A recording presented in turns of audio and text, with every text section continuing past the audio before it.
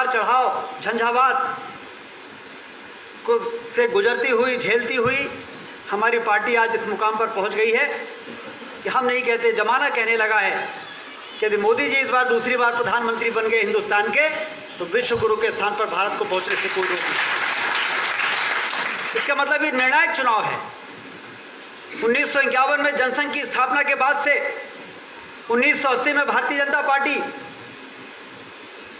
Doctor Shyama Prasad Mukherjee, Pandit Deendayal Upadhyay, Atal Bihari Vajpayee ji, Lal Krishna Advani ji, Kushabhau Thackeray ji ने जिस यात्रा को अपने अपने योग्यता से आगे बढ़ाते हुए भारतीय जनता पार्टी को एक विशाल वटवृक्ष के रूप में स्थापित करने में जिन्होंने अपना खून और पसीना लगाया है, वो पार्टी आज अपने मुकाम पर पहुंचने वाली है इस चुनाव के बाद।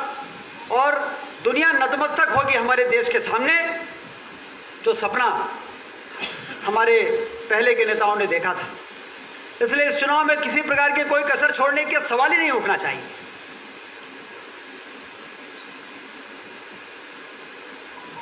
और इसमें हम सबको अपनी महत्वपूर्ण भूमिका निभानी है।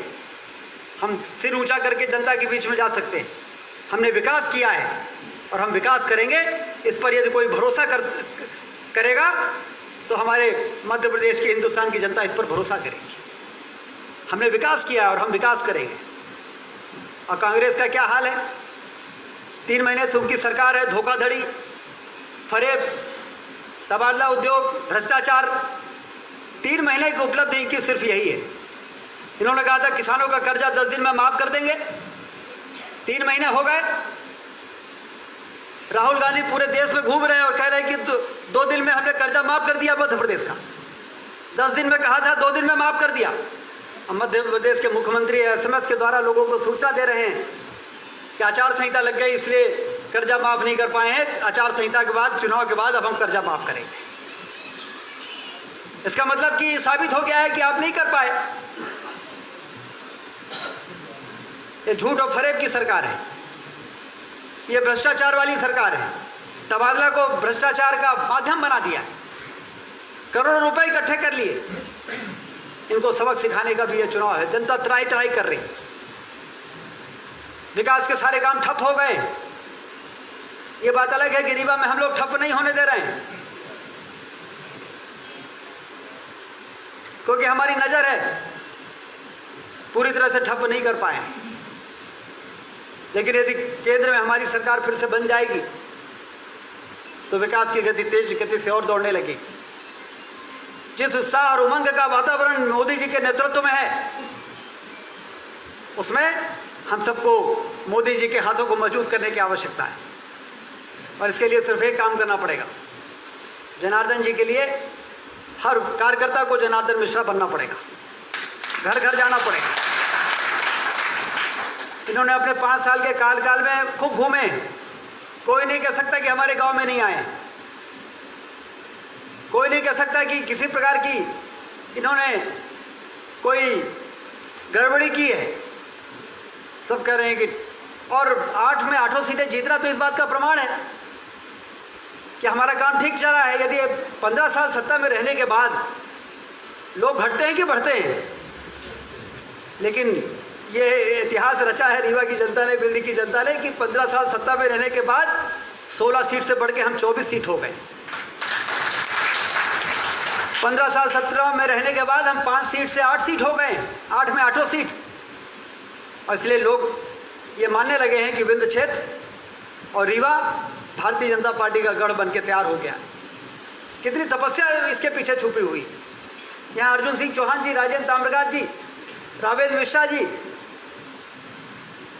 ये ऐसे लोग बैठे हुए हैं। जब विद्या प्रकाश श्रीवास्तव जी, जब भारतीय जनता पार्टी को 1 सीट जितना मुश्किल पड़ जाता, लेकिन ये चौराहों पे नुक्कड़ सभाएं करते हुए, आम सभाएं करते हुए अलग जगाते चले गए। और भारतीय जनता पार्टी आज गढ़ के रूप में स्थापित हो गई। ये मालवा और महाकौशल के लोग कहने के लिए मजबूर हो गए। हमें बहुत प्रतिष्ठा मिली है, हमारी सरकार भले चली गई, लेकिन विंध्य क्षेत्र की साख बढ़ी है। इस विधानसभा के चुनाव में लोग ऊपर से नीचे तक देखते हैं। अभी मैं पिछले दिन गडकरी जी के पास गया था, मैंने कहा रीवा से शहडोल की 4 लेन की सड़क और बची है, उसको भी कर दीजिए। कहीं मध्य प्रदेश में इस बार सरकार नहीं बन पाई, थोड़ा दुखी होकर बोले मध्य प्रदेश में सरकार नहीं बन पाई। हमने कहा हाँ साहब सरकार तो नहीं बन पाई, लेकिन रीवा जिले में 8 में 8 सीटें जीते। तो उनको मालूम नहीं था, तो आश्चर्यचकित हो गए मेरी ओर देखे, कहीं 8 में 8। हमने कहा 8 में 8 सीटें जीते हैं और बिंद में 30 में से 24 सीटें जीते हैं।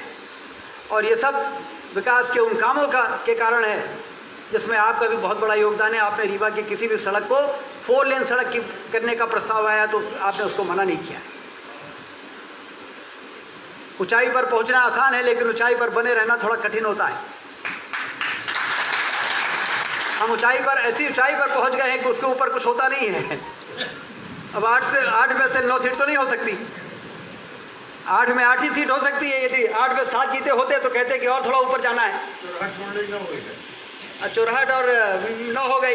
अमर पाटल ने ऐसी हवा चली यहाँ से कि जो लोग यहाँ रीवा में हराने आए थे वो खुद ही हार गए।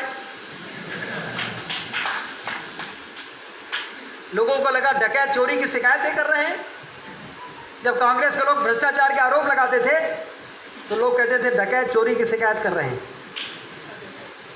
इस प्रकार की उल्टी गंगा बहा रहे थे, तो जनता ने उसको सीधा कर दिया। अब इस चुनाव में हमें अपनी ऊंचाई को कायम रखना है, मेंटेन रखना है, और इसके लिए अपने अपने मतदान केंद्रों पर ठीहा जमा के बैठना है। और हमें अभी हम लोगों ने विधानसभा का चुनाव लड़ा है तो हम लोगों को मालूम है